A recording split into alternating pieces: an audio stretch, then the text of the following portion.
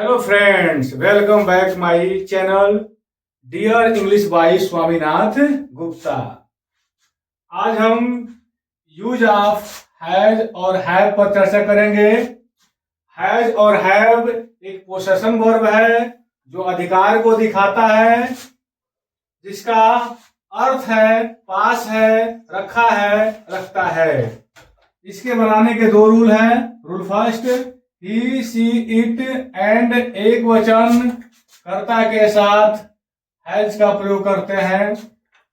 Rule दूसरा, आई दे you we and बहुवचन कर्ता के साथ हैव का प्रयोग करते हैं।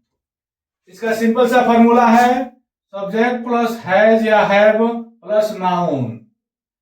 यहां आपको ध्यान देना होगा, हैज और हैव जब एक मेन वर्ब के रूप में काम करते हैं, इसके बाद नाउन आते हैं प्लस अदर वर्ड। एग्जाम्पल आपके सामने दिए गए हैं, ये 4 एग्जाम्पल, इसको बनाएंगे और ध्यान से समझेंगे। राम के पास एक किताब है।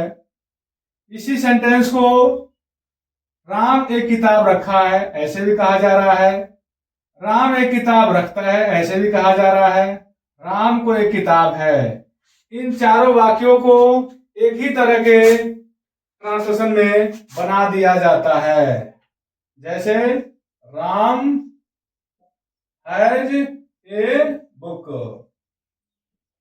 ये 4 तरह के वाक्य एक तरह के भाव व्यक्त कर रहे हैं। आगे देखेंगे और एग्जाम्पल है, उसके पास समय है। उसके के लिए यहां पर ही लगाएंगे क्योंकि यहां पर यह सब्जेक्टिव केस में है। He has time, he has time. मुझे धन है, यहां मुझे सब्जेक्टिव केस में है। I have wealth. मेरे पास पढ़ाने का ज्ञान है, यहां मेरे भी सब्जेक्टिव केस में है। I have knowledge.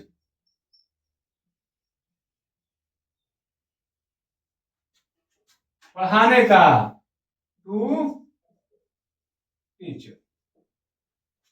देखिए, जो भी एग्जाम्पल दिया गया है हैज और हैव के बाद नाउन का प्रयोग किया गया है।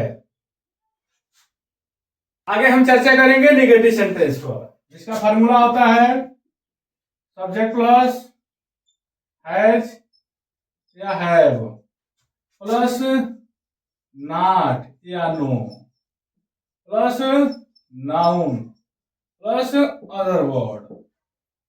यहां आपको ध्यान देना होगा, नहीं के लिए नॉट और नो दोनों है।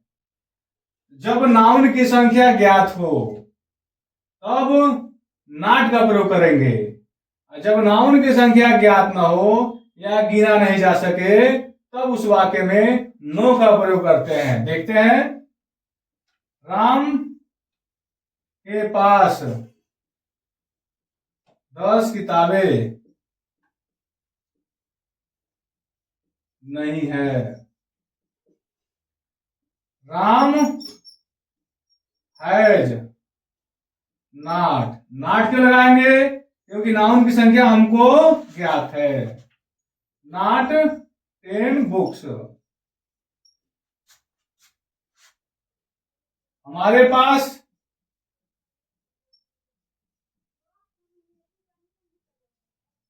समय नहीं है। हमारे यहां सब्जेक्टिव केस में है वी के साथ हैव। यहां नहीं के लिए नो लगाएंगे क्योंकि समय को नहीं गिन सकते हैं। No time. उसे बीमारी नहीं है।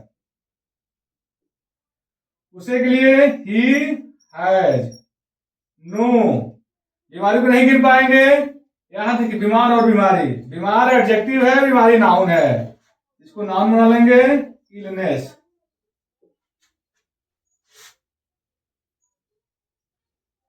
मुझे विश्वास है। मुझे विश्वास नहीं है। I have no confidence. उम्मीद करता हूं आपको निगेटिव समझ में आया होगा।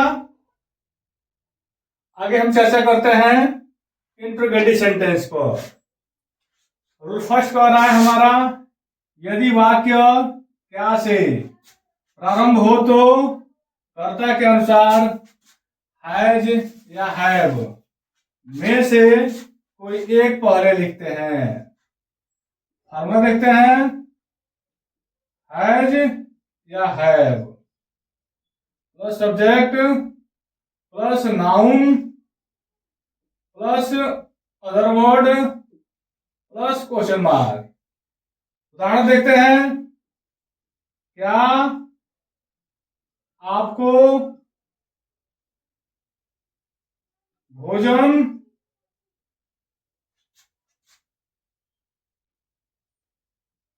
पकाने का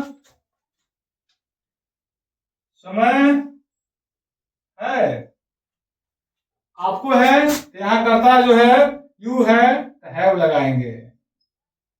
have you time to cook food? क्या उसे ईमानदारी है?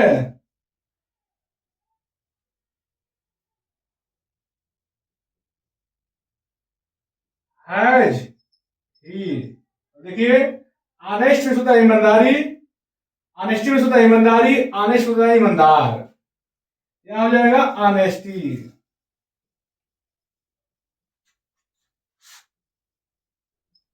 क्या उसे घृणा है? हैज ही। और घृणा की इंग्लिश में होता है हेट होता है, जो नाउन का काम करेगा। उम्मीद करता। अब चर्चा करते हैं इंट्रोगेटिव सेंटेंस के रूल सेकंड पर, जो कह रहा है यदि वाक्य के बीच में क्वेश्चन वर्ड आए तो क्वेश्चन वर्ड पहले लिखते हैं।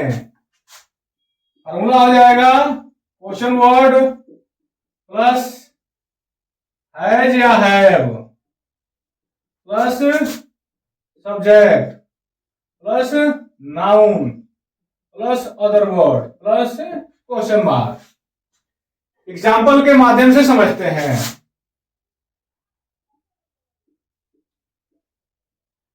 मेरे पास कैसे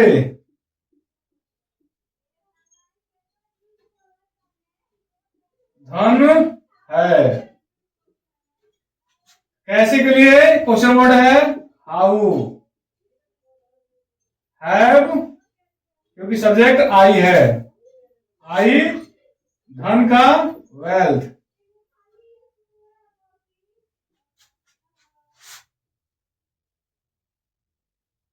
आपको क्यों प्रेम है? क्यों के लिए वाई।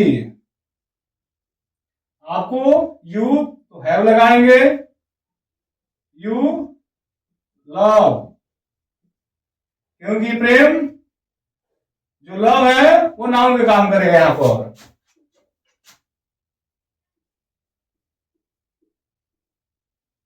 मेरे भाई को कैसे